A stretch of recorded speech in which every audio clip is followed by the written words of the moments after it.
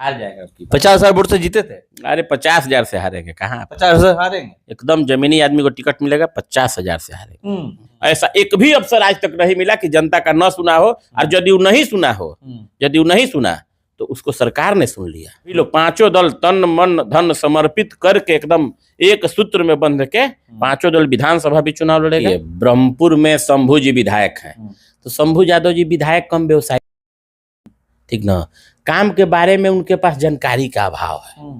ये मैं नहीं कहता हूँ, ये पूरे क्षेत्र की जनता कहती है। मैं कई सड़कें गिना सकता हूँ ब्रह्मपुर विधानसभा की जो सड़क खराब है, चाहे आप राजपुर की तरफ चले जाइए, वहां से तियर तक जो सड़क जाती है वो सड़क खराब है, या फिर ये सड़क को ले लीजिए, अब फिर से आप जाइए सिमरी में जाइए, वहां भी सड़कें बहुत खराब। जहाँ विपक्ष का विधायक है वहाँ लोग सड़क से संबंधित क्वेश्चन नहीं करता है। अपने क्षेत्र का सड़क इसलिए लोग नहीं लिखवा पाता है कि नीतीश कुमार के नाम का बोर्ड न लग जाए। तो जहाँ जहाँ लोग उल्लास पांडे भी मेहनत कर रहे हैं। हाँ, पांडे जी मान लीजिए मेहनत फील्ड में तो कुछ उनका मेहनत यहाँ नहीं दिखाई देता है। यहाँ तो हम उनका मेहनत नहीं देखते हैं। मेहनत का मतलब हो गया कि जनता के बीच। दिल्ली चुनाव का रिजल्ट आ चुका है, एनडीए की जीत हुई है और उसके बाद अब सबकी निगाहें बिहार पे टिकी हुई है। अभी मैं मौजूद हूं बक्सर जिले के ब्रह्मपुर विधानसभा में और हमारे साथ बात करने के लिए मौजूद है सदस्य राज सलाहकार समिति जेडीयू बिहार के रोहित ओझा जी। चलिए मैं इनसे सीधे जुड़ता हूं।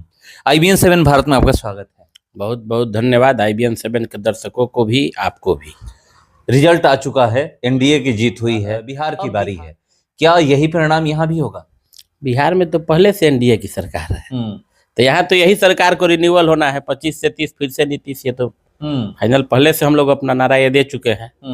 और परिवर्तन जहाँ तक दिल्ली की बात रही, तो दिल्ली में जिस तरीके से 2-3 मुद्दे पर, जैसे शिक्षा घोटाला, शराबबंदी घोटाला, जिस तरीके से ये सब घोटाले पर घोटाले का लगातार जो चलता रहा, तो उसका परिणाम अरविंद केजरीवाल जी के सामने है। नहीं तो अरविंद केजरीवाल जब जेल से आए थे, इस्तीफा दे दिए, वो बोले थे कि जनता अगर हमें जीत दिलाकर के मुख्यमंत्री बनाएगी तो हम बनेंगे, नहीं तो अगर हरा देगी तो हम समझेंगे कि चोर है। तो क्या जनता तो वो जो खुद बोले थे कि जनता हमको हरा देगी तो हम चोर समझेंगे, जीत दिला देगी तो फिर सीएम की कुर्सी पर बैठ जाएंगे, तो जनता ने तो उन्हीं की भाषा में उनको समझा दिया कि वो क्या है। खुद भी हार गए, खुद भी हार गए। मनीष सिसोदिया जी हार गए, सत्येंद्र जैन हार गए, जो लोग जेल में गए, जितने लोग जेल गए थे सभी लोग हार गए। जितने लोग जेल गए थे, जो लोग भ्रष्टाचार के आकंठ में डूबे हुए थे, जिनको ये सिस्टम समझ में आ रहा था, उनको ये समझ में आ रहा था कि दिल्ली जो है हमारे लोक लुभावन वादे करते चलेंगे और दिल्ली की जनता मूर्ख बनती चलेगी। तो दिल्ली में जो पूर्वांचल का प्रभाव है, बिहार उत्तर प्रदेश के खास करके हम लोग के इलाका वाला जो प्रभाव है, यह प्रभाव वहाँ एंटी इनकम्बेंसी काम किया और जिससे भारतीय जनता पार्टी एनडीए गठबंधन को बम्पर जीत मिला है। बिहार में क्या रणनीति आप लोग बनाए? क्योंकि मांझी भी आज जैसे रिजल्ट परिणाम आया वो कह चुके हैं कि दिल्ली तो झांकी है, बिहार बड़े नेता हैं, कह रहे हैं कि जो परिणाम एनडीए के पक्ष में दिल्ली में आया है वही बिहार में भी होगा। सही बात है, मांझी जी बड़े नेता हैं, मांझी जी बड़े नेता हैं, देश लेवल की राजनीति करते हैं, देश में भारत सरकार में माननीय मंत्री भी हैं, तो मांझी जी का अनुभव तो बहुत अच्छा है। और बिहार में तो फिक्स है कि नीतीश कुमार 25 से 30 फिर से नीतीश, पहले से हम लोग नारा दे चुके हैं। 225 का नारा दे रहे हैं हम लोग। 2025 में 225 और 2025 से 30 फिर से नीतीश। 5 साल के लिए हम लोग एकदम फिक्स हो गया है। लॉ एंड ऑर्डर जितना प्रभावी आप देख रहे हैं अभी बिहार में, कहीं कहीं हम लोग अखबार न्यूज में पढ़ते हैं कि कहीं कहीं अपराध बढ़ा है, मीडिया के लोग सवाल करते हैं कि अपराध बढ़ा है। ये लोग कहीं सवाल नहीं करते हैं कि इस बिहार में अपराधियों का इनकाउंटर किया जा रहा है। जब से डीजीपी विनय सर बने हुए हैं, देखिए क्या पोजीशन है, कितना अपराधी इनकाउंटर होगा। हमको तो लगता है कि 10 पार कर दिया है। आज भी गोपालगंज में सुबह सुबह एक अपराधी का इनकाउंटर हुआ है। सवाल तो उठा रहे हैं ना तेजस्वी यादव, कह रहे हैं कि ये क्या है, जंगल राज नहीं है तो क्या है, रोज घटनाएं घट रही है, रोज मर्डर हो रहा है। देखिए तेजस्वी जी को जंगल राज पे बोलने का कोई अधिकार नहीं है। सच बात पूछिएगा तो यदि जंगल उस समय तो उनके राज में, तो 1990 से 2005 के राज में, जब उनके माता पिताजी बिहार के चीफ मिनिस्टर हुआ करते थे, तो सीएम हाउस से अपहरण की फिरौती वसूली जाती थी। और अब डीजीपी कार्यालय से सीधे अपराधियों को शूट करने का निर्देश दिया जाता है कि अपराधी चाहे किसी जाति का हो, किसी मजहब का हो, किसी धर्म का हो, कितना भी। आप देखे होंगे केस, रेणु देवी जो बिहार की डिप्टी सीएम रह चुकी हैं, अभी भी वर्तमान में मंत्री हैं, उनके भाई के घर पुलिस ने कुर्की करने पहुंचा डीएसपी। था हैसियत बिहार में किसी राजद सरकार में मंत्री के घर कोई पुलिस पदाधिकारी चला जाए? लालू यादव को तो गिरफ्तार करने के लिए मिलिट्री बुलाना पड़ा, बिहार पुलिस तैयार नहीं हुई। तो ये लोग पुलिस को अपना पंगु बना के रखते थे और नीतीश कुमार ने खुली आजादी दे दी कि आपको निर्णय कर देना है, स्पष्ट निर्णय करना है। पुलिस का काम है आम लोगों को सुरक्षा भयमुक्त वातावरण बना के चलना, और इनके रीजन में पुलिस के द्वारा भय फैलाया जाता था। तो उनमें और इनमें जमीन मगर तेजस्वी यादव का ही लगातार आरोप है कि अफसरशाही है, अफसर सरकार चला रहे हैं। अच्छा, किस सरकार में, किस राज्य में यदि अफसर सरकार नहीं चलाएंगे तो सरकार कौन चलाएगा? तेजस्वी जी बता देंगे। मुख्य सचिव, प्रधान सचिव, जो प्रोटोकॉल के अनुसार जो सिस्टम बना है, कोई राजाशाही थोड़ी है, राजा मालिक है जिसको बैठा दिया वो मंत्री है, वो सिस्टम तो है नहीं, सिस्टमेटिक है। पुलिस के सुरक्षा के लिए डीजीपी लगे हुए हैं, मुख्यमंत्री में मुख्य सचिव जी लगे हुए हैं, हर जिला में डीएम एसपी होता है, हर मंडल में एसडीओ डीएसपी होता है। क्या उनके राज्य में नहीं था? बीडीओ सीओ होता है हर प्रखंड में, हर प्रखंड में 2-3 थाना होता है। ये लोग जनता की नहीं सुनते हैं, ये कह रहे हैं। ना, बिल्कुल जनता के सुनते हैं, ऐसी कोई बात नहीं है। जब भी हम लोग जनता का बात किए हैं, ऐसा एक भी अफसर आज तक नहीं मिला कि जनता का न सुना हो, और यदि वो नहीं सुना तो उसको सरकार ने सुन लिया। या तो वो भ्रष्टाचार के आरोप में कहीं ना कहीं जेल में बंद है, घूस लिया तो किसी ना कोई ने शिकायत किया तो आर्थिक अपराध इकाई है, उठा कर लेकर के जाएगी, उसका इलाज कर देगी। ऐसा नहीं है कि अफसर लोग नहीं सुनते हैं। 100% में 95%, 5% अपना मोनोपोली लोग चलाना चाहता है तो उसकी इलाज सरकार समय समय पर करते रहती है। आप उस पर कंप्लेंट कीजिए। हम लोग भी जहां अफसर के बारे में देखते हैं कि कहीं कहीं भ्रष्टाचार की शिकायत मिलती है तो हम लोग खुद सरकार के खिलाफ शिकायत करते हैं। अच्छा, अब ये तय हो गया ना कि जो गठबंधन दिल्ली में चुनाव लड़ा है, वही गठबंधन यहाँ भी बिहार में चुनाव लड़ेगा। एकदम 100% ये तय है। नीतीश कुमार जी, आदरणीय नेता नीतीश जी ने मंच से ये बात बोल दिया कि अब इधर उधर की कोई बात नहीं, हम जहां हैं। और भारतीय जनता पार्टी के लोगों को भी समझ में आ गया कि जो बाहरी पॉलिसी वाला सिस्टम है, कुछ लोग थे भाजपा में भी, कुछ लोग थे जदयू में भी, जो दोनों के बीच में दरार डाल के अपना मकसद सीधा करना चाहते थे। तो वो लोग कहाँ चले गए आप देख लीजिए ना। शरद यादव जी कहाँ गए? बिहार की राजनीति में दूर दूर तक पता है, उनके परिवार के लोग भी घूम रहे हैं, दौड़ रहे हैं। लालू यादव ने पार्टी में भी शामिल करा दिया, सिंबल भी नहीं दिया। तो यही लोग फूट डालो राज करो की नीति चलते थे। वैसे लोग भाजपा में भी थे। भाजपा भी खबर उठी थी, भाजपा ने उन सभी लोग फिर एक बार पलटी मारने वाले हैं। नहीं, भाजपा में भी वैसे जो लोग थे, भाजपा ने उनको टिकट काट करके सन्टिंग लाइन पे किनारा कर दिया। अब वो जबरदस्ती खुद को भाजपा कहते हैं, भाजपा उनको नहीं मानती है कि वो भाजपा है, वो जबरदस्ती कहते हैं कि हाँ मैं अभी भी भाजपा में हूँ। क्योंकि दोनों दल के पास कुछ ऐसे लोग थे जिनको सामाजिक तत्व बोला जाएगा, जिनको दोनों दलों के बीच के अच्छे गठबंधन को, जनता के जनहित के मुद्दे को लेकर के एक बिहार में जो बना था अच्छा गठबंधन, उन लोग को अच्छा नहीं लगता था। कुछ निजी लोग थे जो अपने निजी स्वार्थ में, जिनको अच्छा नहीं लगता था।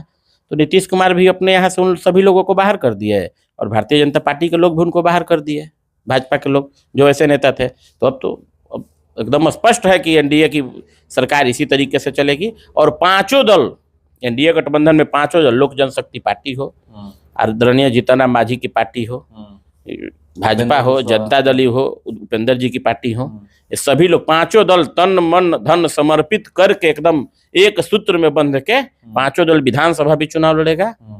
देखिएगा उसका रिजल्ट भी। अच्छा, जब विधानसभा चुनाव लड़ने की बात होगी, क्योंकि 10 साल से मतलब 2 टर्म से शंभू यादव यहाँ के विधायक हैं, क्या वो काम किए हैं? आप लोगों को दिखता है कि काम वो किए हैं? देखिए, ब्रह्मपुर में शंभू जी विधायक हैं, तो शंभू यादव जी विधायक कम, व्यवसायी ज्यादा है, ठीक ना। काम के बारे में उनके पास जानकारी का अभाव है, ये मैं नहीं कहता हूँ, ये पूरे क्षेत्र की जनता कहती है। अब जो काम उनको करना चाहिए, जैसे माननीय विधान पार्षद राधा चरण शाह के बदौलत हमने एलएलएम की पढ़ाई का मुद्दा उठवाया था, क्वेश्चन उठाया था विधान परिषद में कि हम लोग के वीर कुंवर सिंह विश्वविद्यालय में भी एलएलएम की पढ़ाई होनी चाहिए। ब्रह्मपुर नैनी जो यहाँ की प्रमुख सड़क है, 14 किलोमीटर की लंबी सड़क है, और जो सबसे ज्यादा, जिसका सबसे ज्यादा अभी दुर्दशा है, और माननीय विधायक हम लोग के लिखने के बाद इन्होंने उस पर सदन में क्वेश्चन करना उचित समझा। जब हम लोग लिखे, उस पर प्रेस कॉन्फ्रेंस किया, सरकार के प्रक्रिया में आ गया, जब उसका डीपीआर हम लोग बनवा दिए, तब इन्होंने विधानसभा में क्वेश्चन डाला कि सड़क आज तक अधूरी क्यों है। तब तक उधर से जवाब मिल गया कि इसका डीपीआर बन गया है, टेंडर की प्रक्रिया में है। उनके गाँव जाने वाली भी सड़क खराब है। गांव जाने वाली सड़क अभी तो खैर ब्रह्मपुर से जो निमेज गंगौली पथ बन रहा है, तो उनके गांव में विशेश्वर डेरा एक पार्ट पड़ता है, जहां से चक्की का शुरुआत होता है वहां विशेश्वर डेरा पड़ता है। वहीं तक सड़क ठीक है हाँ, उधर तो विशेश्वर डेरा से और वहां तक की सड़क बन चुकी है, और इधर की सड़क भूमि अधिग्रहण के मामले में टेंडर हो चुका है। भूमि अधिग्रहण के जनता बहुत परेशान है। सड़क एक ही सड़क की नहीं, मैं कई सड़कें गिना सकता हूँ। बरहमपुर विधानसभा की जो सड़क खराब है, चाहे आप राजपुर की तरफ चले जाइए, वहां से तियर तक जो सड़क जाती है वो सड़क खराब है, या फिर ये सड़क को ले लीजिए, अब फिर से आप जाइए सिमरी में जाइए, वहां भी सड़कें बहुत खराब है। देखिए, जहां जहां विपक्ष का विधायक है वहां वहां लोग सड़क से संबंधित क्वेश्चन ही नहीं करता है। अपने क्षेत्र का सड़क इसलिए ये लोग नहीं लिखवा पाता है कि नीतीश कुमार के नाम का बोर्ड न लग जाए। तो जहां जहां ये लोग विधायक है वहां हम लोग लिखते हैं। जैसे आप तियर का बात कर रहे हैं, दक्षिणी क्षेत्र का, तो पोखरा तियर वाला सड़क हम अपने अनुशंसा से उसको बनवा चुके हैं। अभी ब्रह्मपुर नैनी जो सड़क हम लोग के अनुशंसा से बनने वाली है। अभी आप देख रहे हैं कि निमेज से जो देवकुली नारा, धन छपरा होते हुए देवकुली नारा तक सड़क जाएगी, उसमें काम लगा हुआ है। जो करनामेपुर बाजार से उतर के आती है सड़क, जो वही जगदीशपुर तक कार्य जारी है। उसमें ढाबी में जाने के लिए सड़क नहीं है, वहां तो सड़कें अभी तक नहीं। हाँ, तो आजादी के बाद, आजादी के बाद से सड़क नहीं था, आजादी के बाद से वहां जाने के लिए है ही नहीं। लेकिन अभी जो नया अलाइनमेंट ब्रह्मपुर नैनी जोर बना है, तो इस 14 किलोमीटर को बना करके 17 किलोमीटर इसको बढ़ा करके किया गया है, और ये 17 किलोमीटर में ढाबी को ले लिया गया है। 21 फीट कुछ इंच की सड़क बनने वाली है, 21 फीट से कुछ ज्यादा की। पुरानी सड़क 12 फीट 4 इंच की थी। इलेक्शन से पहले बन जाएगी सड़क? हाँ, इलेक्शन से पहले बन जाएगी। कार्य जारी रहेगा, इलेक्शन से पहले जारी रहेगा, एकदम जारी रहे। मार्च से पहले उसका टेंडर हो जाएगा। जनता उम्मीद करे एकदम मार्च से। सरकार आपकी है। एलिगेशन जो विपक्ष के विधायक हैं वो भी एलिगेशन लगाते हैं कि हम लोग विपक्ष हैं इसलिए हमें फंड नहीं दिया जाता है, हमें काम नहीं दिया जाता है, नहीं। हमारे क्षेत्र में काम नहीं किया जाता है। देखिए विपक्ष के जो विधायक हैं हम लोग के यहाँ, विधायक जी को अनुशंसा का ज्ञान नहीं है। सही बात यही है, किस कार्य के लिए कहाँ लिखना है इस चीज का नॉलेज उनके पास नहीं है। दीवार यहाँ तोड़ना है और हथौड़ा आप वहां चलाइएगा तो वहां का दीवार टूटेगा, यहाँ का तो टूटेगा नहीं। तो विधायक जी थोड़ा अभाव में है, जानकारी के अभाव में है। और कुछ तो हम व्यक्तिगत टिप्पणी उन पर नहीं करेंगे, लेकिन जानकारी के अभाव में। आप लोग कहीं ना ना कि वो विधायक कम व्यवसायी ज्यादा है। हाँ, व्यवसायी है एकदम व्यवसायी है, इसमें कोई शक नहीं है। इसके बावजूद भी जनता जीत दिला देती है। जनता जीत दिला देती है। अब यहाँ का कास्ट कॉम्बिनेशन वैसा बन जाता है, कुछ उस समय की जो प्रक्रिया है, उस समय का जो माहौल बनता है। 50,000 वोट से जीते हैं। हाँ, 50,000 वोट से हम भी कर रहे हैं। मतलब ये नहीं कि 2, 4, 5, 10, 20,000 से वोट से जीते हैं ना। देखिए हुआ क्या, यह सीट भाजपा की पुश्तैनी रही है। भारतीय जनता पार्टी ने यहाँ मुकेश साहनी जी के पार्टी को सिंबल दे दिया। उन्होंने एक डम्मी कैंडिडेट के तौर पर जयराज चौधरी जी को यहाँ चुनाव लड़े। ठीक है, बेचारे अब इस दुनिया में नहीं रहे, स्वर्ग चले गए जयराज जी, लेकिन एक डम्मी कैंडिडेट के तौर पर लड़ा दिया, जो अपना बहुत ज्यादा अपना प्रचार वो नहीं कर पाए। राष्ट्रीय जनता दल के आतंक के खिलाफ जनता के बीच में अपनी बात को नहीं रख पाए, और एनडीए गठबंधन से ही बागी उम्मीदवार के रूप में यहाँ हुलास पांडे जी आके चुनाव लड़ गए। तो ये दोनों लोग के लड़ने का फायदा उनको मिला, और कोई बहुत विशेष प्रभाव वाला बात नहीं है। इस बार किसको जाएगा? जनता दल यू यदि यहाँ से उम्मीदवार दे देती है तो जमानत नहीं बचेगा वर्तमान विधायक जी का, क्योंकि जनता दल यू के पास अपना जो निजी आधार वोट है, निचला वोट जिसको हम लोग बोलते हैं, तो वो जो आधार वोट है, साइलेंट वोट, तो उस साइलेंट वोट जो है एकदम आराम से जनता दल यू के प्रत्याशी को मिलेगा। ये लोग, होता क्या है ना कि कुछ लोग आ जाते हैं और कुछ खास लोगों के दरवाजे पर चल जाते हैं, जिसका साइड इफेक्ट पड़ता है आम वोटरों में। तो हम लोग को यहाँ लिबरल प्रत्याशी चाहिए। लिबरल प्रत्याशी इन द सेंस, हमारे कहने का सेंस ये हो गया, जो यहाँ का लोकल हो और लिबरल हो, किसी के पास उसको जाने में कोई परहेज ना हो और किसी भी जनता को उससे कुछ कहने में परहेज ना हो। प्रत्याशी यहाँ वैसा होना चाहिए। इस बार आप लोग जब बैठक होगी एनडीए की, तो आप उसमें बात आप लोग उठाइएगा ना कि ऐसे प्रत्याशी को टिकट दिया जाए जो उनसे मुकाबला कर सके। हम तो खुद अपना बायोडाटा दे चुके हैं, पहले से भी बायोडाटा आदरणीय प्रदेश अध्यक्ष उमेश कुशवाहा जी को दे चुके हैं कि ब्रह्मपुर में आप आंतरिक सर्वे करा लीजिए, और यहाँ का सीट शेयरिंग जो है उसको भाजपा आज तक एक बार जीती, दिलमणि देवी जी चुनाव जीती। उससे पहले 4 बार अजीत चौधरी जीते थे, और उससे पहले एक बार स्वामीनाथ तिवारी जी जीते थे भाजपा का टिकट पर, और 4 बार राष्ट्रीय जनता दल जीता था। तो भारतीय जनता पार्टी आज तक 10 बार लड़ी और 2 बार जीती। इससे तो कोई फायदा तो मिलने वाला है नहीं। इसको चेंज कर दिया जाए। और हुलास पांडे भी मेहनत कर रहे हैं। हाँ, पांडे जी मान लीजिए मेहनत, फील्ड में तो कुछ उनका मेहनत यहाँ नहीं दिखाई देता है। यहाँ तो हम उनका मेहनत नहीं देखते हैं। मेहनत का मतलब हो गया कि जनता के बीच में रहना, जनता के सुख दुख में, शादी ब्याह है तो 10 को जनता का निमंत्रण करना, किसी का मरनी जेनी में पुछार करना, कोई हॉस्पिटलाइज होने जा रहा हो तो उसको एडमिट करा देना, या कोई गरीब व्यक्ति हो, हॉस्पिटल में हो तो 2-4-5 हजार रुपये का उसका मदद कर देना, तो ऐसा मेहनत तो हम उनका कहीं नहीं देखते हैं। आग लगा हो तो उसमें आकर के कुछ अपना बांटते, बाढ़ हो तो उसमें आके कुछ बांटते। मेहनत सिर्फ पटना बैठ के मेहनत करने से थोड़ी मेहनत हो जाएगा, ग्राउंड पे रहना पड़ेगा। एकदम ग्राउंड पे। विधायक वही बनेगा यहाँ, एनडीए का चाहे कोई दल लड़े, विधायक वही बनेगा जो यहाँ ग्राउंड पे रहेगा।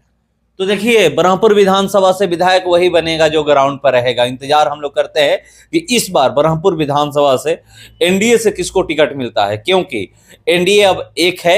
एनडीए जो दिल्ली में परिणाम आया है उससे अब तो यही कहा जा रहा है कि अब जो विधानसभा जो चुनाव जो बिहार में होने वाले हैं उसमें यही पार्टी, जो यहाँ पर 5 पार्टी एक होकर के 2024 में लोकसभा का चुनाव लड़ी थी, वही 5 पार्टी मिल करके 2025 विधानसभा का चुनाव लड़ेगी। और नारा ये लोग दे चुके हैं कि 2025 फिर से नीतीश। मगर ब्रह्मपुर विधानसभा की हम लोग बात करें तो ब्रह्मपुर विधानसभा में 2 टर्म से शंभू यादव विधायक हैं यहाँ पर आरजेडी से, और 2020 में वो प्रचंड बहुमत से जीत हासिल किए थे, 50,000 वोट से लगभग जीत हासिल किए थे। तो यही देख करके 50,000 वोट से जीते थे। अरे 50,000 से हारेंगे कहाँ, 50,000 हारेंगे। एकदम जमीनी आदमी को टिकट मिलेगा, 50,000 से हारेंगे। देखिए, ये कह रहे हैं कि जो 50,000 वोट से जो जीते थे वही अब इस बार जमीनी आदमी को अगर टिकट मिलेगा तो 50,000 वोट से हारेंगे। देखते हैं कि किसको यहां से टिकट मिलता है, कौन पार्टी यहां से चुनाव शंभू यादव के खिलाफ में लड़ती है। फिलहाल इसको इतना ही, बने रहिए हमारे साथ। नमस्कार।